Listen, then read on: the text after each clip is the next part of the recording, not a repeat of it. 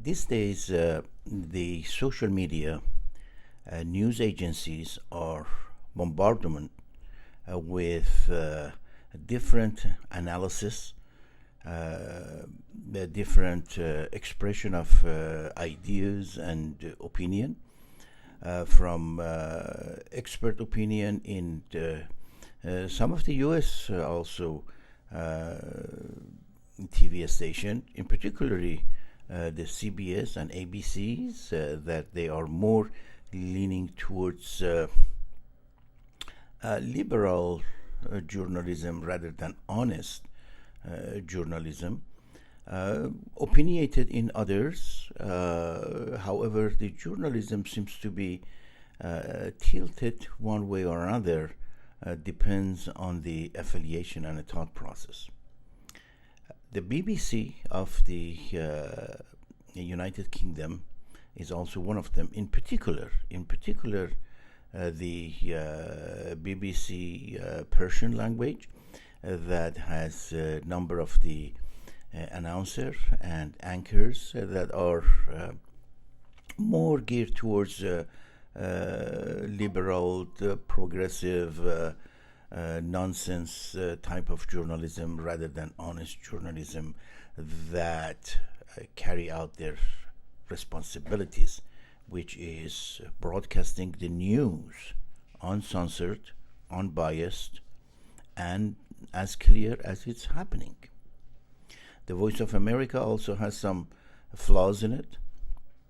Many of the experts in Iranian TV, Iran International, also has flaws in it. So, next time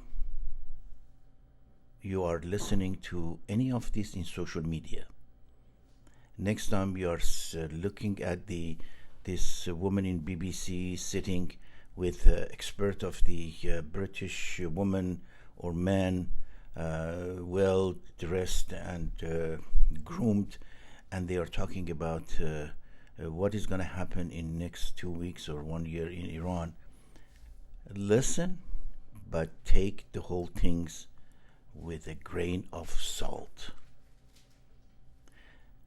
Look for the real news by the real newscaster. Some of them you can see it in social media. They're reporting, and I'm going to introduce some of them to you, but generally speaking, listen to the different experts, listen to different individual, but as I said, take it with a grain of salt. The situation in Iran is very fluid. The American devoted its military might to get rid of a regime that eventually going to destroy the West. No matter what people tell you, look at the history of the political Islam and extremists. Do not listen to Democrats, do not listen to Republican, do not listen to progressive. Just look at the history, read the history, because many of these individuals that they are broadcasting at a different level, they talk about the uncertainty. There is no uncertainty in Iran. The Iranian were collectively millions pour into the street and shout, "We don't want the regime." And 42,000 of them were killed. Nobody talk about that. That BBC anchor with all those guests that they were talking about uncertainty and there is no end to this, didn't mention those 42,000, didn't mention those 12,000 that were blinded. They did not also mention that 5,000 killed a couple of years ago, and then 5,000 4 years ago. So these are the nonsense journalism. And when you look at the background of them, all of them somehow, their umbilical cord is attached to the placenta of the Islamic Republic money laundering system. The alternative of Iran political system is very clear. The Crown Prince Reza Pahlavi is accepted.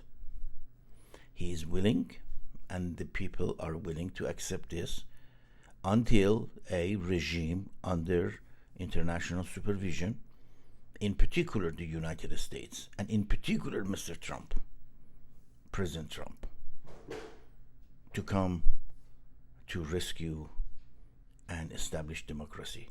They said democracy might not be possible. It is possible, provided that we side with the right people at the right side of the history.